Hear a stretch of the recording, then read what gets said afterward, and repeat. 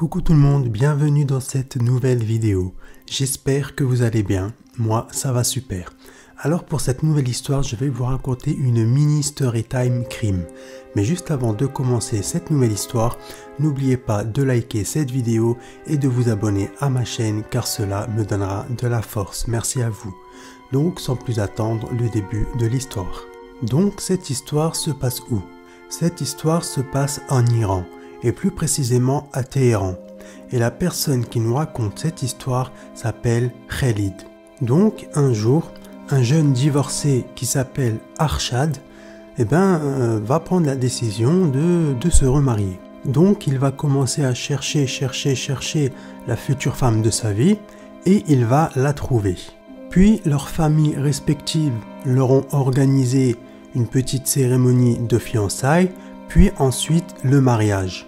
Puis, quelques mois plus tard, la jeune mariée va tomber enceinte. Elle va tomber enceinte de jumeaux, de 2 garçons exactement. Tout va très bien se passer dans le couple de Arshad et sa femme. Puis, à la naissance des jumeaux, là, il y a tout qui va se compliquer.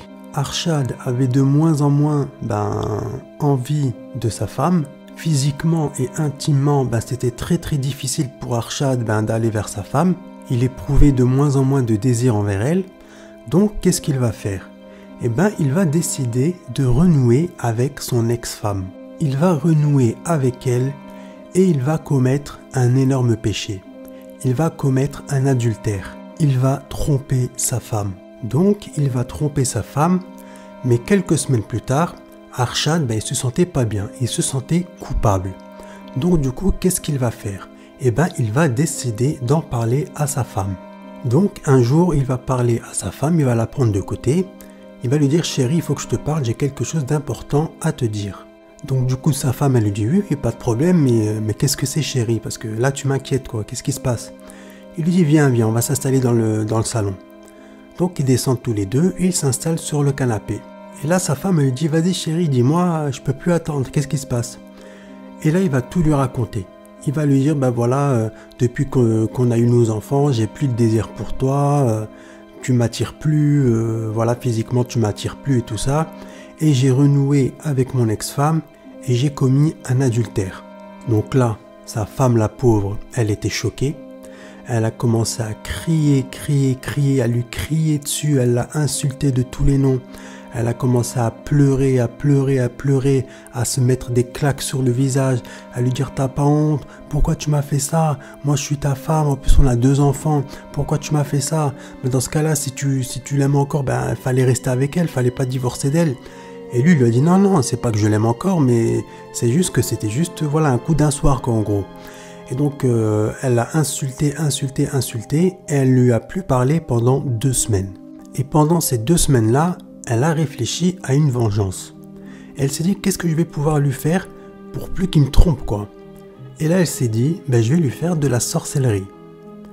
Donc, elle va se renseigner dans tout le village pour voir où est-ce qu'il y avait un sorcier, et elle va en trouver un. Donc, elle va enfin trouver le sorcier, puis un jour, elle va aller le voir, et elle va lui expliquer toute la situation. Elle va lui dire, voilà, mon mari m'a trompé, et j'aimerais que tu lui fasses une sorcellerie, afin qu'il ne me trompe plus jamais. Et là, le sorcier lui a dit, pour moi, ça, c'est du gâteau, t'inquiète pas, en 2-2, t'inquiète pas, il n'y a pas de problème, ça fait partie des trucs les plus faciles.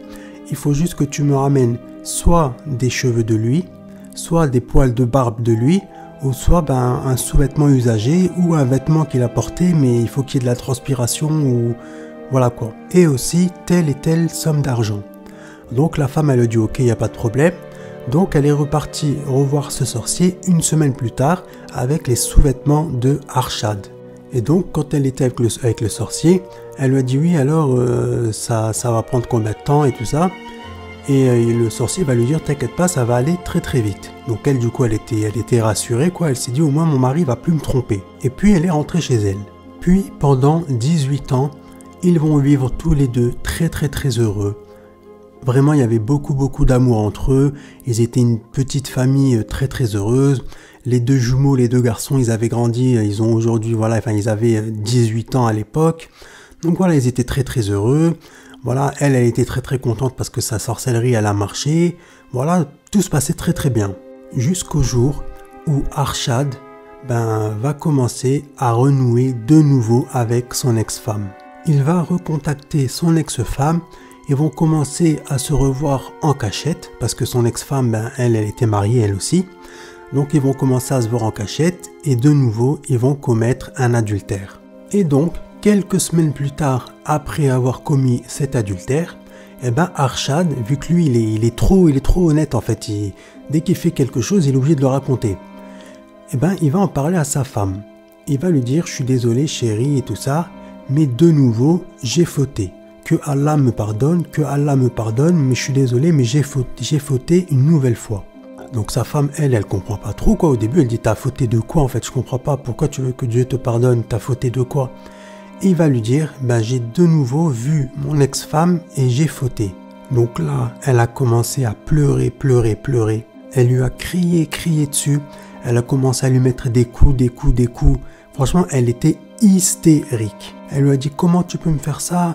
On a une famille, t'as 2 enfants qui sont adultes maintenant, on est heureux, qu'est-ce que tu veux de plus? Je sais pas moi, on est tous très heureux, il n'y a pas de problème entre nous.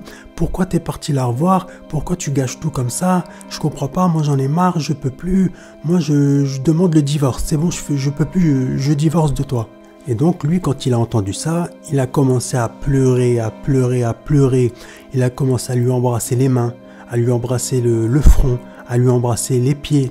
Il a commencé à la supplier, il lui a dit pardonne-moi, que Dieu me pardonne, je te jure, je recommencerai plus, c'est terminé, je te le jure, pardonne-moi, j'ai fait un écart encore une fois, je le sais, mais pardonne-moi, je te le jure, plus jamais je recommence.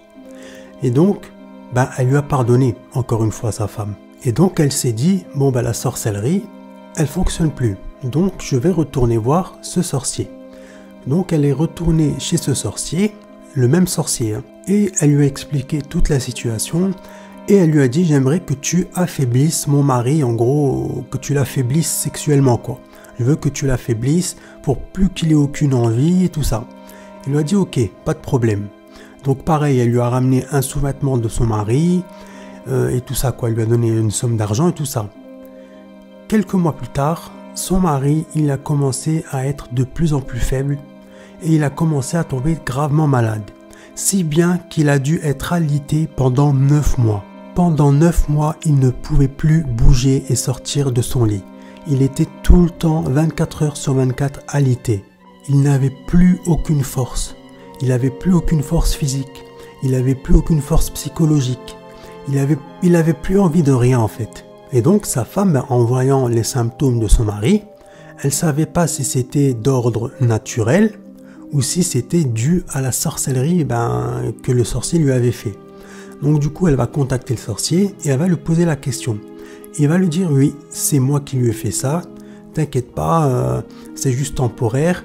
C'est juste le temps que ça se tasse, quoi. Mais t'inquiète pas, oui, c'est bien moi qui lui ai fait ça. Et ça, c'est les effets secondaires de la sorcellerie. Mais ne t'inquiète pas, ça va pas le tuer, quoi. Et du coup, elle lui a dit, ok, pas de problème, du moment que c'est juste temporaire, parce que, voilà, je veux pas non plus qu'il meure, quoi. Il lui a dit, t'inquiète pas, c'est juste temporaire. Sauf que ça a duré 9 mois. Et pendant ces 9 mois-là, Arshad, bien évidemment, il a fait appel à des médecins. Les médecins, ils ont beau lui faire faire une batterie d'examens, une batterie de tests, ils ont rien trouvé. Mais logiquement, quoi, vu que ça vient de la sorcellerie, du coup, eux, ils savaient pas ça. Donc du coup, ils savaient pas d'où ça venait. Donc du coup, eux, les pauvres, les médecins, à chaque fois, ils lui disaient, je suis désolé, monsieur, mais nous, on sait pas ce que vous avez, on sait pas d'où ça vient. Jusqu'au jour où ça va commencer à s'aggraver. Il va vraiment commencer à tomber de plus en plus malade. Et ça, sa femme, elle le voulait pas, quoi. Donc qu'est-ce qu'elle va faire? Elle va recontacter le sorcier, elle va lui expliquer toute la situation, elle va lui dire moi par contre moi je veux plus parce que là il tombe vraiment trop malade et voilà je veux pas qu'il meure, voilà quoi, il n'y a pas moyen que de revenir en arrière et tout ça. Lui lui a dit non il n'y a pas moyen, la sorcellerie maintenant elle a été faite. Donc elle l'a supplié de faire quelque chose afin qu'il redevienne normal quoi. Donc à force de le supplier, le sorcier exceptionnellement il a fini par accepter. Il lui a dit ok, pas de problème, t'inquiète pas, je vais faire un travail et il va redevenir comme avant, il va redevenir tout neuf. Donc du coup, la femme, elle était toute contente, elle a accepté et elle a raccroché. Puis, quelques semaines plus tard, Arshad, il va commencer à aller de mieux en mieux. Il va recommencer à manger, il va recommencer à prendre du poids, à être moins cerné, moins creusé. Il va recommencer à être de mieux en mieux, quoi. Jusqu'au jour où il était revenu au top de sa forme. Donc Arshad était redevenu au top de sa forme, il était très heureux, voilà, toute la petite famille était très heureuse.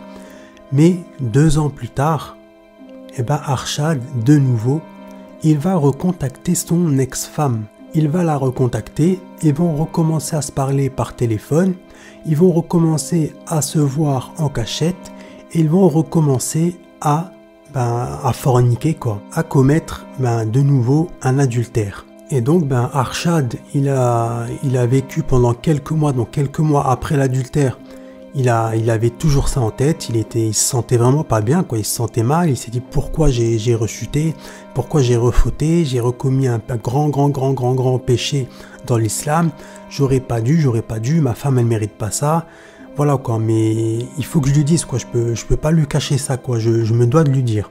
Donc un jour, alors que sa femme elle était en train de préparer le repas, il va la prendre à part. Il va lui dire, chérie, viens, il faut que je te parle, viens, on va dans le salon, assieds-toi, il faut que je te raconte quelque chose. Donc elle lui dit, ok, pas de problème, j'arrive. Donc ils s'installent tous les deux sur le canapé, et là, Arshad, il va tout lui raconter. Il va lui raconter de nouveau qu'ils se sont revus, qu'ils n'arrêtaient pas de s'appeler par téléphone, qu'ils se sont revus plusieurs fois, qu'il a retrompé de nouveau. Et là, c'était trop pour elle. Là, c'était vraiment trop pour elle. Mais cette fois-ci, elle n'a pas crié. Elle lui a pas crié dessus. Elle l'a pas frappé. Mais elle est en train de réfléchir. Elle est en train de réfléchir et elle est en train de bouillonner. Elle bouillonnait en elle. C'était vraiment, elle avait une rage, mais une rage. Elle était dans la cuisine, elle a recontinué à préparer le repas et elle avait un couteau dans la main. Et du coup, elle était là, elle continuait, elle à préparer le repas, elle continuait. Elle commençait à trembler de rage. Et là, elle tourne la tête vers le salon et elle voit son mari qui était assis sur le canapé. Donc elle, en fait, elle le voyait de dos. Et là, elle ne sait pas ce qu'il lui a pris. Elle a pris le couteau, elle a été derrière lui et elle a commencé à lui mettre plein de coups de couteau sur la nuque, sur le dos, jusqu'au moment où il est tombé par terre. Donc quand il est tombé par terre, elle a commencé à crier de rage. Elle s'est mise sur lui et elle a commencé à lui mettre des coups de couteau, plein coups de couteau. Elle lui a mis en tout 66 coups de couteau. Et pendant qu'elle était au-dessus de son mari en train de lui mettre les derniers coups de couteau, il y a qui va rentrer? Les 2 enfants, les jumeaux. Ils vont arriver au moment même où elle était en train de mettre les derniers coups de couteau sur le torse de son mari. Donc en voyant la scène, déjà elle était là, elle était choquée que ses enfants arrivent à ce moment-là. Eux, ils ont commencé à crier, ils étaient en panique. « Maman, qu'est-ce que tu fais? Maman, qu'est-ce que tu fais? Pourquoi t'as tué papa? Pourquoi t'as tué papa ?» Et il y en a un des deux qui est parti vers sa mère, qui a commencé à l'étrangler, parce que pour l'un des deux jumeaux, en fait, il était très proche de son père. Son père, c'était toute sa vie. Donc en voyant ça, il a commencé à étrangler sa mère, il voulait la tuer du coup. Et il y a l'autre jumeau qui a commencé à les séparer, il lui a dit « Arrête, tu vas la tuer, arrête, tu vas la tuer ». Et donc il a arrêté de l'étrangler. Et ils étaient tous les deux en panique, en train de crier et tout ça, ils étaient pas bien. Il y en a un, il a essayé de faire un massage cardiaque à son père. Mais bien évidemment, son père, c'était trop tard, il était déjà mort. Et les deux ont commencé à crier sur leur mère, « Pourquoi t'as fait ça? Pourquoi t'as fait ça ?» Et là, elle leur a dit, il m'a trompé plusieurs fois, il a recommencé, il m'avait promis, il avait juré qu'il arrêtait et tout ça, il a recommencé, il a menti, il fallait que je me débarrasse de lui, j'en pouvais plus de lui, j'en peux plus. Et là, les enfants, ils étaient choqués, parce qu'eux, ils n'étaient pas au courant de toute cette histoire-là, ils n'étaient pas du tout au courant, donc du coup, ils étaient choqués. Et il y en a un des deux, qu'est-ce qu'il va faire? Il va prendre le téléphone et il va appeler la police. Donc, quelques minutes plus tard, la police arrive Et la mère, elle va dire à son fils, pourquoi t'as appelé la police? Pourquoi t'as appelé la police? T'aurais pas dû, t'aurais pas dû. Et celui qui a appelé la police, il lui a crié dessus. Il lui a dit, mais maman, t'as tué papa, t'as tué papa. Il fallait qu'on appelle la police. Il fallait qu'on les appelle. Il fallait, c'était obligatoire. T'as tué notre père, tu l'as tué notre père, tu nous l'as enlevé, etc., etc. Et donc, quand la police est entrée dans la maison, ben, ils étaient choqués. Ils étaient choqués de la scène qui était devant eux, quoi. Le mari qui était allongé par terre, il y avait du sang, mais du sang de partout. Il était lacéré à cause des coups de couteau de partout sur le torse, sur le visage et tout ça. Franchement, c'était une horreur, quoi. C'était une scène, mais une scène macabre. Et donc la police leur demande à tous les trois qu'est-ce qui s'est passé. Et du coup, il y a l'un des deux jumeaux qui va dire « Elle a tué notre père, c'est elle, elle a tué notre père ». Et là, du coup, il y a le policier qui dit à la mère de famille « C'est vrai, c'est vous qui l'avez tué ?» Et là, elle lève les deux bras, elle lève les deux mains, elle dit « Oui, c'est moi qui l'ai tué, arrêtez-moi ». Donc du coup, qu'est-ce qu'ils ont fait les policiers? Eh ben, ils l'ont arrêté. Ils l'ont mise en garde à vue, en interrogatoire, ils lui ont posé plein de questions, pourquoi vous avez fait ça et tout ça. Et elle leur a dit, tout simplement, j'ai fait ça parce qu'il m'a trompé plein de fois. En gros, elle leur a tout raconté. Elle leur a tout raconté depuis la toute première fois quand il l'a trompé. Elle leur a tout raconté. Elle a même raconté pour la sorcellerie, hein, pour vous dire. Elle a vraiment tout raconté. Elle avait tellement peur qu'elle a tout avoué, quoi. Et donc, quand les policiers ont eu tous les aveux de la mère de famille, ils l'ont inculpée. Et donc, en attendant le jugement, les deux jumeaux, vu que les deux jumeaux vivaient chez leurs parents encore, hein, alors qu'ils avaient 20 ans, mais ils vivaient toujours chez leurs parents, ils ont été vivre chez leur oncle Khalid. Et donc, un jour, il y a un policier qui va appeler Khalid, donc l'oncle, l'oncle des jumeaux. C'était le frère de Arshad. Et donc, il y a un policier qui va l'appeler et qui va lui dire, écoutez, ça y est, le jugement, il a été rendu. Et du coup, votre belle-sœur, elle va avoir la peine de mort. Elle va être exécutée. Donc du coup, en entendant cela, Khalid, lui, il était content. Parce que du coup, la femme qui a tué son frère, qui a pris et qui a ôté la vie de son frère, elle va être enfin exécutée. Donc du coup, lui, il était content. Mais il s'est dit, comment je vais le dire, comment je vais l'annoncer aux deux jumeaux, quoi. Et donc, 2 heures plus tard, il va prendre les jumeaux à part. Il va leur dire, j'ai quelque chose à vous raconter, mais voilà, soyez solides, quoi. Et là, les jumeaux, ils ont tout de suite compris. Il y en a un des deux qui va dire, ouais, c'est à propos de maman, c'est ça? Et là, l'oncle qui va dire, oui, c'est à propos de votre mère. Ça y est, le jugement, il a été rendu et elle va être exécutée. Donc, en entendant cela, les deux ont commencé à pleurer. Ils ont commencé à pleurer. Et il y en a un des deux, celui qui avait étranglé sa mère, qui avait tenté de l'étrangler, qui était là et qui disait « C'est bien fait pour elle, j'espère qu'elle va aller en enfer, j'espère qu'elle va crever en enfer, ça lui apprendra. » Et l'autre jumeau, il lui a dit « Arrête de dire ça, ça reste notre mère, ne dis pas ça. » Et ils ont commencé à se disputer. Il y a l'oncle qui a dû intervenir afin de calmer la situation. Et donc, quelques mois plus tard, la mère de famille, elle a été exécutée. Et donc, les deux jumeaux sont restés vivre chez l'oncle chez leur oncle du coup, chez le frère d'Arshad.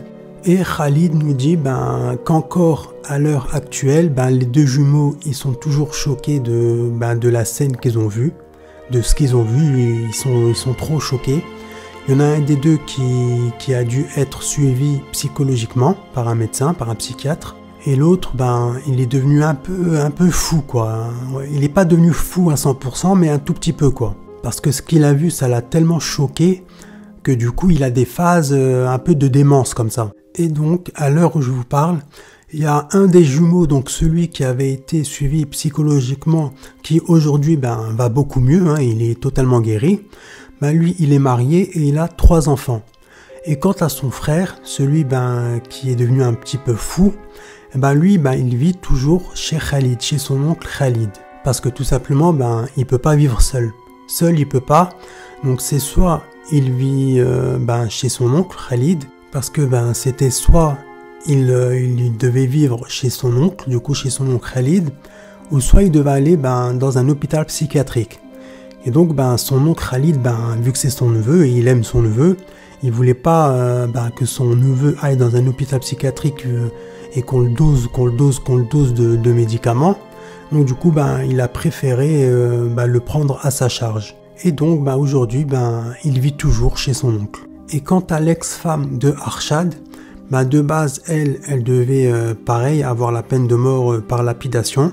Mais vu que Khalid ainsi que ses deux neveux, ils ont préféré lui pardonner, voilà, ils se sont dit, voilà, elle c'est juste une victime du coup, donc ils voulaient pas qu'elle ait la peine de mort, donc du coup ils lui ont pardonné, et donc sa sentence, donc la sentence qu'elle avait de base pour la peine de mort, n'a pas été exécutée. Parce qu'il faut savoir que si la famille d'une victime en Iran accorde son pardon à un criminel condamné à mort, la sentence du coup elle n'est pas exécutée. Et du coup là c'est ce qui s'est passé. Donc voilà, c'est la fin de cette vidéo. J'espère que cette histoire vous aura plu. Si c'est le cas, n'oubliez pas de me lâcher un pouce bleu, de vous abonner à ma chaîne et de partager cette vidéo car cela me donnera de la force. Merci à vous. N'oubliez pas aussi de me laisser un petit commentaire afin de me dire ce que vous en avez pensé. Sur ce, prenez soin de vous. Et quant à moi, je vous dis à la prochaine vidéo. Bye!